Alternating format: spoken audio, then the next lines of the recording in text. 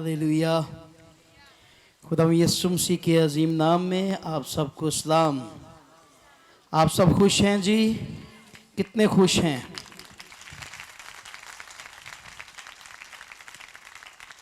आमीन आमीन। खुदावंद की शुक्रगुजारी करते हैं आज की सुबह के लिए, आज के दिन के लिए जो खुदा ने हमें बख्शा है। और कितनों को पता है कि आजकल हम बाकायदा दुआ के तल्लक से सीख रहे हैं। किसी को याद है पिछले संडे? बस इतनों को याद है। हम आजकल कौन सी प्रेयर सीख रहे हैं जो यीशु मसीह ने अपने शागिर्दों को सिखाई? हम आजकल उस पर बात कर रहे हैं।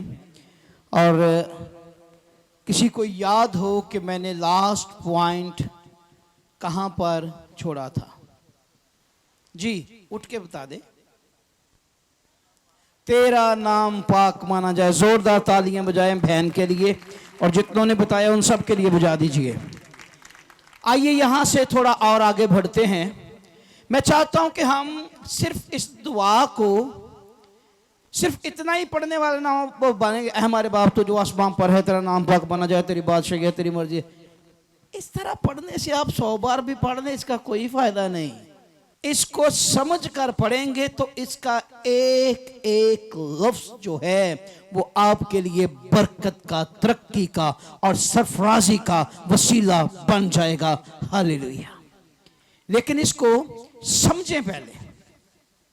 आए जरा हम यहां से थोड़ा और आगे बढ़ते हैं।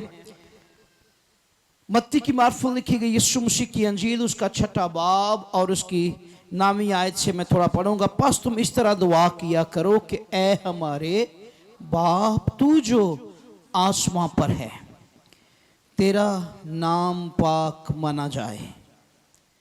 अब अगला जो हमारा पॉइंट है, अगली वर्स से शुरू करूंगा और आज कोशिश करेंगे हम इसे पूरा कर पाए।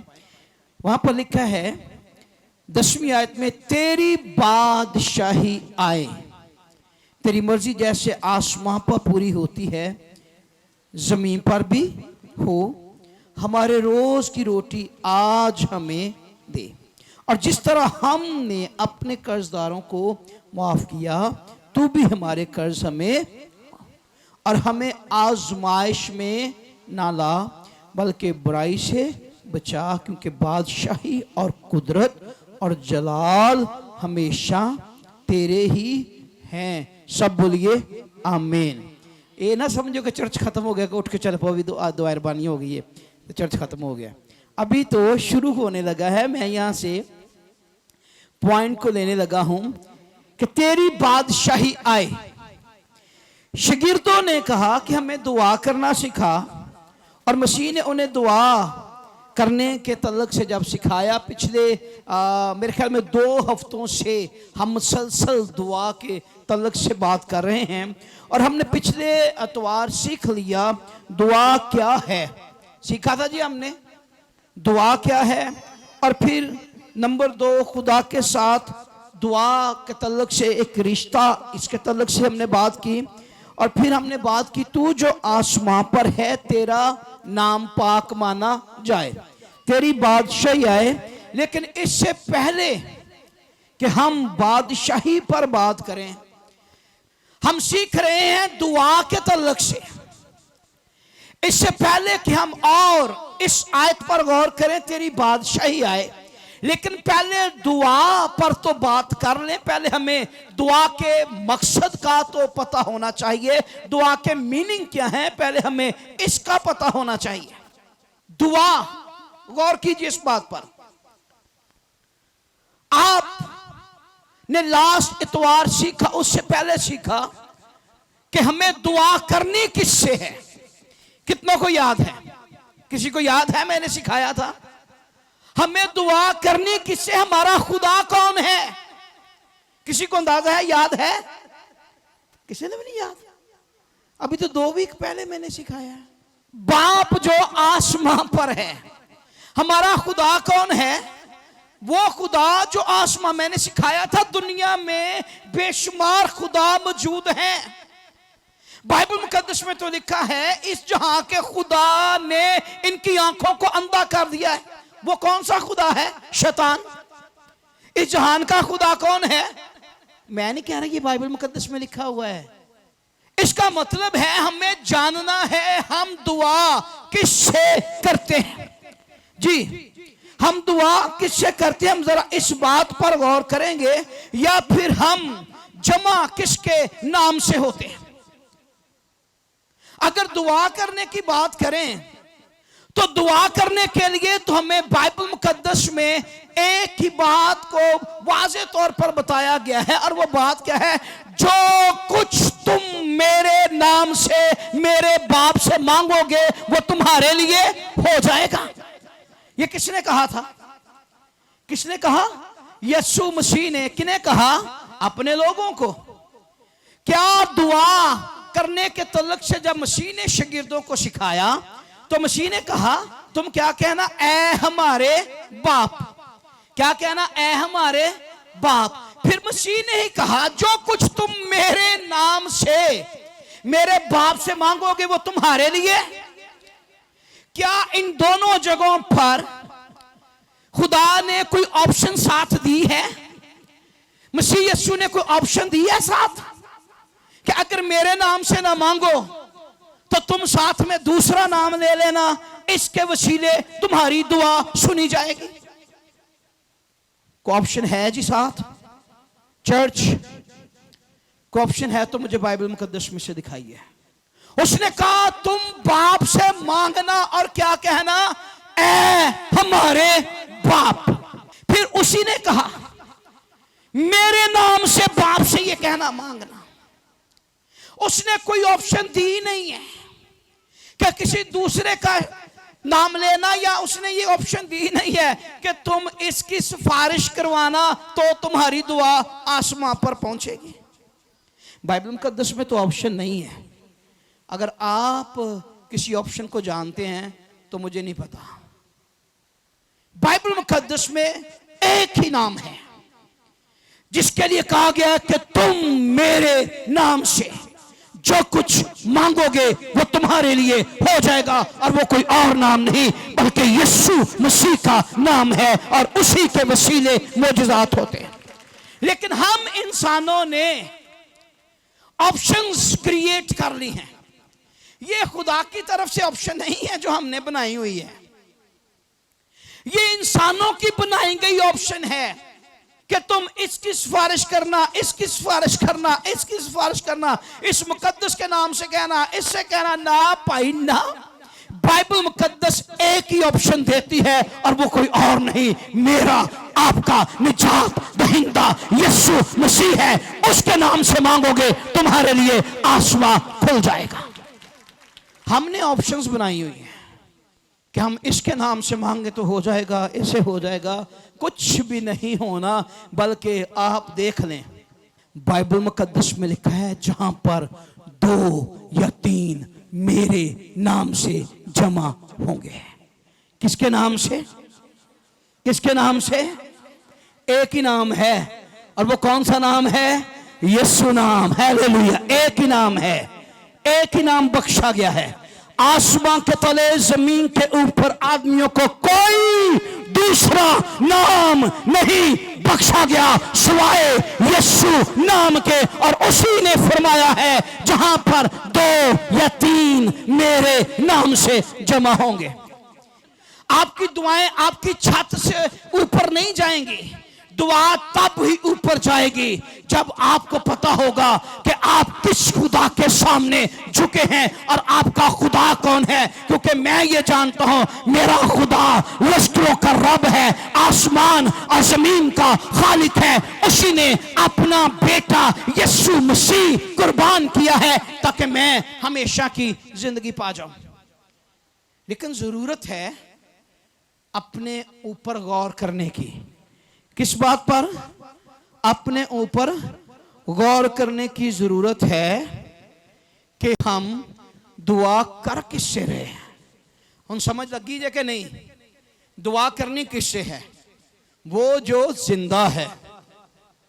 और जिंदा कौन हुआ है? मुर्दों में से मर के जिंदा कौन हुआ है? कौन हुआ है जिंदा? बताइए कौन जिंदा हुआ? ऊंची आवाज में बोलो, डरते खाते नीचे। कौन जिंदा हुआ है? और दुआ तो वही सुनेगा जो जिंदा है। कौन सुनेगा? जो हाँ कब्रां मारो हम मनवाज। किस किस की माँ इस दुनिया से चली गई? मेरी अपनी चली गई है। मैं जाके कब्र के उत्ते मुंह रख भी कहा ना अम्मी मेरी सुन, तो किन्ने सुननी जे? हाँ अगर उत्थे जेड़ा कब्रां चो सफाई बेचारा करदा वो बैठा होएगा ना, वो जरूर सुनेगा। वो कहेगा भाई किन्नू आवाज दे रहे हैं? तेरी आवाज मेरे तक आ रही क्योंकि मैं जिंदा, अम्मी जिंदा नहीं है। तो जिंदा कौन है? कौन है जिंदा? बाहर वाले भी बताएं। यीशु मसीह जिंदा है। तो दुआ किससे करनी है? जो जिंदा है। तो इसलिए आज पहला पैटर्न ये समझ लें, आपके दुआ करने के लिए आपको बता रहा हूं, एक ही है जो जिंदा है। और उसी ने फरमाया कि जहां पर 2 या 3 मेरे नाम से जमा होंगे। आमीन आमीन। अगली बात, इस पर जरा आपने गौर करना है। दुआएं भी 2 तरह की हैं। दुआएं भी कितनी तरह की हैं? 2 तरह की हैं। इस पर भी जरा गौर कीजिए। एक वो दुआ जो आज से 50 साल पहले भी आपका दादा वो दुआ करता था। कितने साल पहले? कितने साल पहले? जिसमें यह लिखा था, खुदा बाप मेरे गुनाह माफ कर दे। खुदा बाप मैं मुश्किल चा, परेशानी चा, मैनू मुश्किल चो कढ़ दे। होर इहदे नाल थोड़े ਜਿਹੇ जुमले होर ला लो। 50 साल पहले यह दुआ कौन करता था? आपका दादा। सुनिए, फिर उसके बाद 25 साल के बाद आपका पापा भी वही दुआ करता रहा। यही दुआ, वही जो दादा ने लिखी हुई थी ना, वही बेटे ने भी आगे वही दुआ शुरू की। अब बेटे के बाद, आपके पापा के बाद बारी किसकी आई? आपकी। आप भी वही दुआ करना शुरू हो गए। 50 सालों में आपकी दुआ ही नहीं बदली। आप मेरी बात को फॉलो कर रहे हैं? 50 सालों में आपकी दुआ ही चेंज नहीं हुई। तो मुझे यह बताइए कि क्या आपके खुदा को इसी दुआ की समझ आती है जो 50 साल पहले आपके दादा ने लिखी थी? या आपका खुदा कोई और दुआ भी समझता है? कोई और लैंग्वेज भी खुदा को आती है? दुआएं 2 तरह की हैं। एक है रटी रटाई दुआ, दूसरी वो दुआ जो आप रूह से करते हैं। दूसरी दुआ कौन सी? जो आप रूह से करते हैं। रटी रटाई दुआएं यहूदी भी करते थे। कौन करते थे? बाइबल मुकद्दस में दर्ज है। यहूदियों ने दुआएं क्या हुई थी? लिखी हुई थी। और वो बड़े साफ सुथरे, नीट क्लीन, चिट्टे चोगे, टोपियां, बड़े बड़े सिनेगॉग, जिन चर्च कहते, बड़े बड़े टेंपल, और बड़ी पकीजगी खुशबू जला के, ऊद जला के वहां पर वो क्या करते थे? दुआ करते थे। और वही दुआएं जो लिखी हुई थी वो समझते थे सिर्फ खुदा को इन्हीं दुआओं की समझ आती है। अब वापस आते हैं, शागिर्दों ने मसीह से कहा हमें दुआ करना सिखा। अब यहूदियों की बात हम कर रहे हैं, तो शागिर्द जितने भी थे ना, उनकी बैकग्राउंड जो है वो सबकी यहूदीज़म है। वो क्या है? सारे के सारे यहूदी खानदानों से हैं। शागिर्द भी ये दुआएं करते थे, लेकिन शागिर्दों में और मसीह के दुआ करने में एक बड़ा फर्क था। शागिर्द वही रटी रटाई दुआ करते थे, लेकिन यीशु मसीह जाता था और घुटनों के बल होता और बाप के सामने घंटों घंटे झुका रहता, बाप से बातें करता रहता, बाप की सुनता रहता, अपनी बाप से कहता रहता। इसलिए शागिर्द यीशु मसीह को देखते रहते थे और वो समझते थे कि हम तो जाते हैं और 5 मिनट में दुआ की किताब कड्डी पढ़िया, सीधा 4 नजर मारियां, एंड तक कीता, ऐ खुदा हमारी सुन, आमीन कर। लेकिन यीशु मसीह क्या करता है? यीशु मसीह तो 4-4 घंटे 5-5 घंटे सारा सारा दिन ये दुआ में लगे रहते हैं। ये कौन सी दुआ करते हैं? ये कौन सी दुआ है? जब शागिर्दों ने समझ लिया तो शागिर्दों ने कहा, प्यारे यीशु हमें भी दुआ करना, हमें भी दुआ करना, हमें भी दुआ करना। क्योंकि शागिर्द समझ गए थे, हम तो वही दुआ करते हैं जो हमारे दादा परदादा ने लिखी हम तक पहुंचाई हैं। हम जाते हैं चंद मिनटों में दुआ करके वापस आते हैं। लेकिन हकीकी दुआ कौन करता है? यीशु मसीह। हकीकी दुआ कौन कर रहा है? मसीह, जो कई कई घंटे बाप के सामने झुका रहता है। इसीलिए तो आज भी ट्रेंड है, आपको कुछ चर्चों में फर्क नजर आएगा। वो चर्च जो रूह से दुआ करते हैं, जिंदा खुदा के सामने झुकते हैं, वो कई कई घंटे खुदा की पाक हजूरी में झुके रहते और दुआएं करते रहते हैं। लेकिन वहां पर चले जाएं जहां पर आज भी लिखा लिखाई का सारा सिलसिला है, 45 मिनट में आपको फ्री करके घर भेज दिया जाएगा। लोग की बड़े खुश होंगे ने, साडा गिरजा 45 मिनटां च खत्म हो जाता है। असी जाने जांदियां सार 2 गीत गाते, नाल 2-4 दुआवां पढ़ियां, इधर दियां सुनियां ते घर वापस। ते ए बाकी गिरजे 2-2 घंटे लगे रहंदे। उनमें और आप में ये फर्क है, क्योंकि यीशु मसीह जब दुआ करता, अगर वो घंटों घंटे दुआ करता तो एक बड़ा काम ये होता, यीशु मसीह बोलता तो मुजज़ात होते थे, क्योंकि खुदा की कुर्बत में रहता था वो। और जिंदा चर्च, रूह से दुआ करने वाले चर्च, उनके अंदर आज भी आप मुजज़ात देखते हैं। क्या वो 45 मिनट के चर्च जेड़े ने कदी वेख्या जे? कदी बदरू गिरफ्तार उत्थे आजाद होंदे ने? दसो मैनू साबित करो। हाँ, कदी रसौलियां गायब होइयां उत्थे वेखियां जे? अंधियां दी अखां खोलियां वेखियां जे? कदी मुर्दा जिंदा उत्थे हुंदा वेखिया जे? 2 इतवार पहले आपने यहाँ पर गवाही सुनी थी कि नहीं सुनी? वो बहन क्या कह रही थी कि मेरी बेटी मर गई थी, मैं मुर्दा लेकर बाहर गई थी। कितनों ने सुना था? को हाथ उठाएगा? सबने सुना। तो फिर जो चर्चेस रूह से दुआ करते, घंटों घंटे दिल से खुदावंद की प्रस्तुति करते हैं, वहां पर आज भी मुर्दे जिंदा होते, लोग निजात पाते, शिफा पाते हैं। फर्क ये है, यीशु मसीह ऐसे ही करते थे। इसीलिए तो शागिर्दों ने कहा हमें दुआ करना सिखा। हमें क्या कर? दुआ करना सिखा। मैं फर्क बता रहा हूं आपको दुआ का। रटी रटाई दुआ में और रूह से की गई दुआ में फर्क है। आपके बाप, आपका दादा वही दुआ करते रहे, लेकिन कोई जिंदगी में फर्क नहीं आया, कोई चेंज नहीं आया। बच्चों में चेंज नहीं है, नस्ल में चेंज नहीं है, घराना वैसे का वैसा फंसा हुआ है, अटका हुआ है। मेरे अब्बी ने चर्च बनाया सी, मैं ये चर्च नहीं छड़ सकता। मेरी अम्मी इसे चर्च की मैंबर सी, मैं तो चर्च नहीं छड़ांगी। अम्मी भी उसी तरह दुनिया से चली गई, अब्बा भी वैसे का वैसा दुनिया में चला गया। अब आप हैं, अब अपना सोच लीजिए। कभी आपने देखा हो कि जो दुआएं आपने लिखी होती हैं, कभी आप जब वो पढ़ते हैं आपकी आंखों से कभी आंसू जारी हुए? दस्यो जरा मैनू।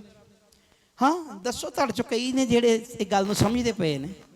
जब आप वो दुआएं पढ़ते हैं तो कभी आंखों से आंसू जारी हुए हो ना? तो जब रूह ने आपको छूना ही नहीं है, जब आपने खुदा की हजूरी को महसूस ही नहीं करना, तो आंखों से आंसू कैसे जारी होंगे? आंसू वहां पर जारी होते हैं जब दिल से दुआएं खुदा के हजूर में ऊपर जाती हैं। आमीन आमीन। तो फर्क क्या है? फर्क ये है, रटी रटाई दुआ में आपकी जिंदगी चेंज नहीं है, आपका घराना चेंज नहीं है, आपके खानदान में बरकत नहीं है। लेकिन अगर आप चाहते हैं कि खुदा आपको बरकत दे, तो चाहे आप किसी भी चर्च का हिस्सा हैं, आप अपने खुदा के हजूर में दिल से दुआ कीजिए, जैसे यीशु मसीह घंटों घंटे बाप की हजूरी में झुका रहता था। आमीन आमीन। आगे बढ़ते हैं थोड़ा सा और। अभी हमने कौन सी बात की है? दुआ पर। अभी तेरी बादशाही का तो अभी तक जिक्र रुका हुआ है। अभी तो हमने यहाँ पे बादशाही पे बात करनी है।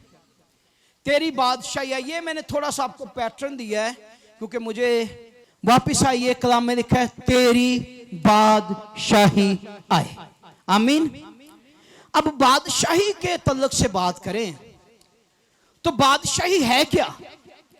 अगर बादशाही के तल्लुक से आपने बाइबल मुकद्दस में से देखना है तो मुकाशफा की किताब का मुतालिया कीजिए। मुकाशफा की किताब के अंदर हमें मसीह की बादशाहत की पूरी तस्वीर जो है वो नजर आती है, क्योंकि बादशाहत में भी फर्क है। दुनिया की बादशाही में और खुदा की बादशाही में एक बड़ा फर्क है। जैसे दुआओं में फर्क है वैसे बादशाहत के अंदर भी फर्क है, क्योंकि दुनिया की बादशाही जो है, जो दुनिया की हुकूमतें, दुनिया का कानून, दुनिया की बादशाहतें जो हैं, इनका कानून अपना है। लेकिन खुदा की बादशाही जो इससे मुख्तलिफ है। और ऐसे लगता है, तवज्जो दीजिए, अगर आप अपनी दुनिया पर गौर करें तो आपको ऐसे लगेगा कि जैसे दुनिया की बादशाही जो है ये खुदा की बादशाही के बिल्कुल अपोजिट है। खुदा की बादशाही के अपोजिट है। वो कैसे? दुनिया की बादशाही में रोना, दुनिया की बादशाही में दुख, दुनिया की बादशाही में मुसीबतें, दुनिया की बादशाही में भूख और प्यास, लड़ाई झगड़े, दुख, अफसाद, धोखा, हर तरह की बदकारी जो दुनिया की बादशाही के अंदर पाई जाती है। दुनिया के अंदर रहते हुए हर एक शख्स, चाहे किसी भी मुल्क के अंदर क्यों ना हो, कितना भी अच्छा कानून क्यों ना हो, हर एक शख्स इत्मीनान ढूंढने की तलाश में है। हर एक शख्स सुकून ढूंढने की तलाश में है। लोग पाकिस्तान से भाग के अमेरिका जाते हैं, क्या ढूंढने के लिए? क्या ढूंढने के लिए? सुकून और इत्मीनान। लेकिन वहां पर यहां से भी कानून ज्यादा सख्त है। फिर उत्थे जाके फोन पता कर देने, हाँ है पाकिस्तानी चंगे सा, इत्थे थे सुकून ही नहीं मिलता, इधरों आईदा है तो फिर ड्यूटी, तो पाकिस्तान छुट्टी भी कर लेंदे सा, इत्थे ते असीं छुट्टी भी नहीं कर सकते। टैक्स इतने मैंने पे करने, अम्मा जी टैक्स बड़े अम्मी जी देने होते, अब्बा जी, अब्बा पैसे करता, बेटे फ़ोन करता, बेटे पैसे, और कुछ जवाब पता मिला, पापा जी इतने टैक्स हैं, इतने टैक्स मैंने ये दिए, ये दिए, ये दिए, बाद में मैंने थोड़ा राशन पानी भी रखना है। ऐसे है जी भाजी, आंदा ना जवाब, पापा जी टैक्स बड़े देने होते हैं, पाकिस्तान अच्छा है। क्या जवाब मिलता? पाकिस्तान ही अच्छा। लेकिन याद रखें, दुनिया के किसी भी मुल्क में चले जाएं, हर बादशाहत का कानून अपना अपना है। हर बादशाहत के अंदर आप दुनिया में रहते हुए दुख और मुसीबत में होंगे, परेशानी में होंगे, रंज में होंगे, आपकी आंखों में आंसू होंगे, लेकिन याद रखिए खुदा की बादशाही ऐसी नहीं है।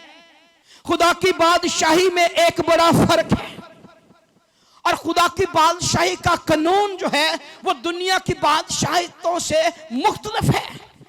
अगर खुदा की बादशाही की बात करें तो दुनिया की हर मुल्क के अंदर उनका बादशाह अलहदा बादशाह मिलेगा आपको। हर बादशाह की सोच अलहदा मिलेगी, हर बादशाह के कानून अलहदा मिलेंगे, लेकिन आसमानी बादशाही का कानून दूसरी बादशाहियों से मुख्तलिफ है। वहां पर एक ही बादशाह है, और वो बादशाहों का बादशाह जिसका नाम यीशु मसीह है। वहां पर कोई और दूसरा बादशाह नहीं है। वहां पर कानून जो है वो भी एक ही है, और वो सारा कानून जो है आपके पास मौजूद है, और वो कलाम में मुकद्दस की सूरत में लिख दिया गया है और आपके हाथों में दे दिया गया है। अगर आप उस बादशाही का हिस्सा बनना चाहते हैं तो फिर उसके कानून को फॉलो कीजिए। उसका कानून बाइबल मुकद्दस के मुताबिक है।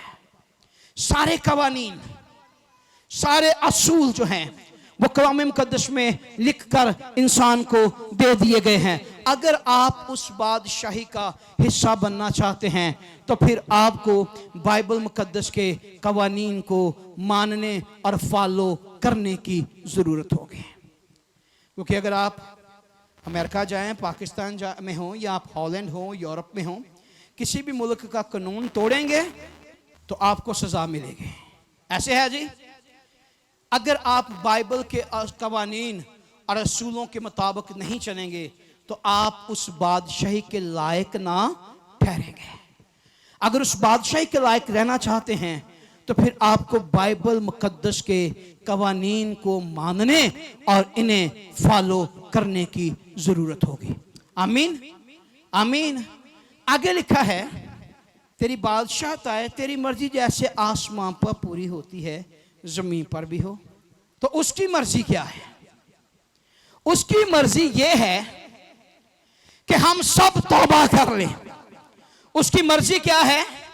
हम सब तौबा कर लें और पाकीज़गी में अपनी जिंदगी बसर करें। लेकिन हम उसकी मर्जी मानते कब हैं? दुआए रब्बानी पढ़ लेते हैं हम, ऐ हमारे बाप तू जो आसमान पर है, तेरा नाम पाक माना जाए, तेरी बादशाही है, तेरी मर्जी जैसे आसमान पर पूरी होती है जमीन पर भी हो। आपने पढ़ा क्या है? कभी आपने ये समझा है? तेरी मर्जी जैसे आसमान पर पूरी होती है जमीन पर भी हो। और जमीन पर खुदा की मर्जी क्या है? कि सब तौबा करें और रास्तबाज हो जाएं। क्यों उसने अपना बेटा दिया? क्यों यीशु मसीह को उसने दुनिया में भेजा? क्यों अपने बेटे की कुर्बानी दी? इसीलिए कलाम में लिखा है, खुदा किसी की हलाकत नहीं चाहता, बल्कि ये चाहता है कि सबकी तौबा तक नौबत पहुंच जाए। खुदा की मर्जी क्या है? सबकी तौबा तक नौबत पहुंच जाए। इसीलिए तो उसने अपना बेटा दिया है। लेकिन हम पढ़ लेते हैं, अमल नहीं करते। अगर अमल करेंगे तो फिर जैसे उसकी मर्जी आसमान पर है, यकीनन उसकी मर्जी जमीन पर आपकी जिंदगी में भी पूरी होगी। लेकिन कब? जब आप अपनी जिंदगी उसके कलाम के मुताबिक बसर करेंगे। आगे लिखा है, तवज्जो दीजिए, सुनिए, हमारे रोज की रोटी आज हमें दे। हमारे रोज की रोटी, हमारे रोज की रोटी आज हमें दे। और दुनिया में तो दौड़ ही रोटी की लगी हुई है। दुनिया में तो दौड़ ही रोटी की लगी हुई है। यीशु मसीह ने जब शागिर्दों को ये बात बताई थी ना, सुनिए, तो ये रोज की रोटी का जो जिक्र किया गया है ना, सुन ले इस बात को। जितने भी शागिर्द थे, फॉलोअर, वो सारे रोज ही काम करते थे और रोज ही पैसा कमाते और बच्चों के लिए रोटी लाते थे। उस वक्त में, उस दौर में ये है ना, लाखों के हिसाब से सैलरीज, ये वो, इस तरह के सिलसिले आम नहीं थे। ज्यादा लोग जो थे वो रोज की रोटी वाले ही थे, और आज भी हैं। शागिर्दों की हालत देखकर मसीह ने ये बात कही थी कि दुआ करते ये कहना, हमारे रोज की रोटी आज हमें दे। क्योंकि शागिर्द तो वो थे, मछलियां पकड़ी, उन्हें बेचा और पैसा कमाया और घर में रोटी लाए। क्योंकि वो शागिर्द ऐसे थे। शागिर्दों की हालत देखकर यीशु मसीह ने यह दुआ उन्हें सिखाई थी। और आज भी दौड़ इस दुनिया में रोटी की है, इसके अलावा दौड़ नहीं है। कोई ज्यादा रोटी के चक्कर में है, कोई थोड़ी रोटी के चक्कर में है, कोई डेली बेस को 2000 दिहाड़ी, कोई 50,000 दिहाड़ी, किसी दी लखां दी दिहाड़ी। लेकिन है हर तरफ दौड़ रोटी की है।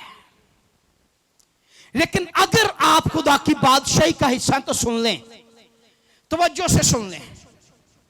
कलाम मुकद्दस के मुताबिक ज़बूर की किताब, ज़बूर 34, वहां पर लिखा है 10वीं आयत में, बब्बर के बच्चे तो हाजतमंद और भूखे होते हैं, लेकिन खुदावन के तालब, पर खुदा के तालब किसी भी नेमत के मुताज ना होंगे। हालेलुया।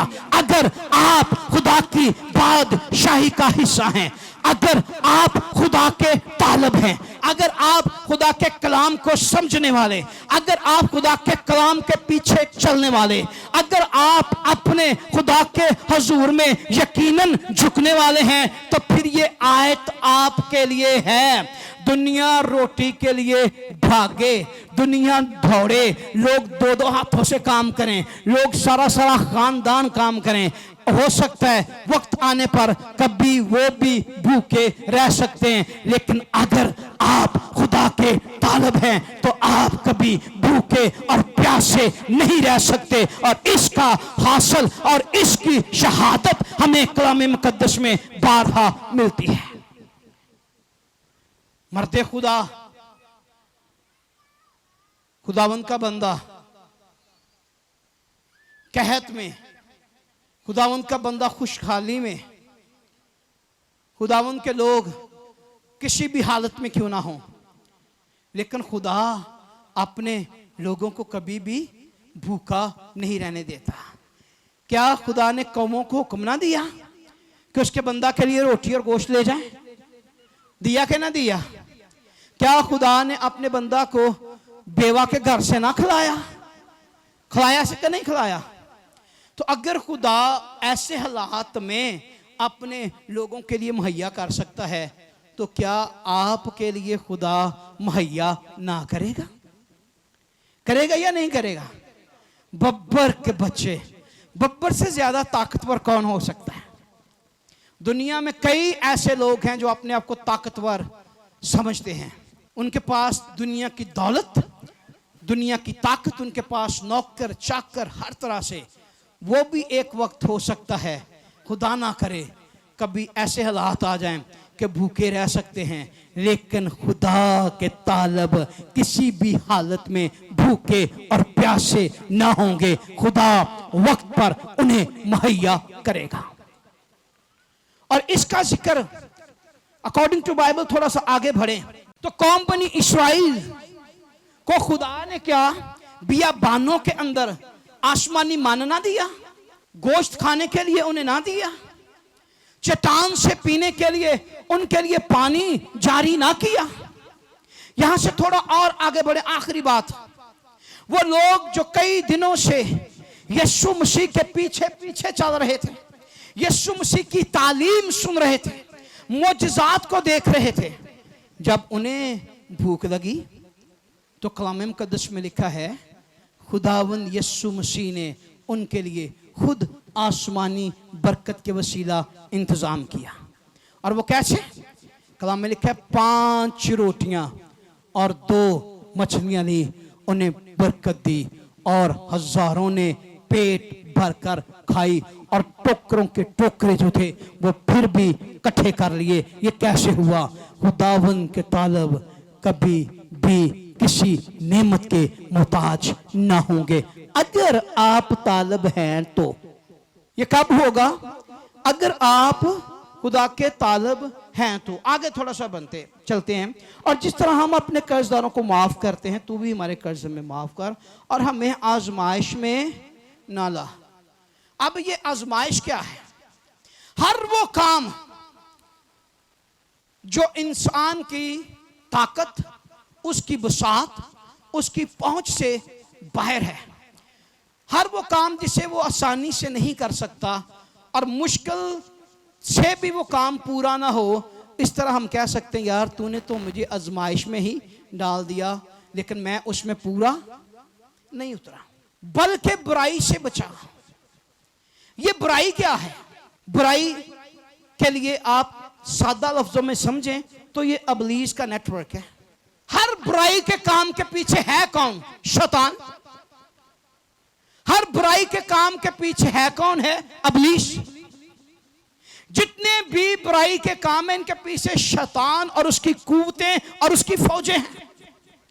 इसीलिए तो कलाम मुकद्दस में लिखा है हमें बुराई से बचा, यानी हमें शैतान और उसकी कुव्वतों से बचा, क्योंकि बादशाही, कुदरत और जलाल किसके हैं? तेरे ही हैं।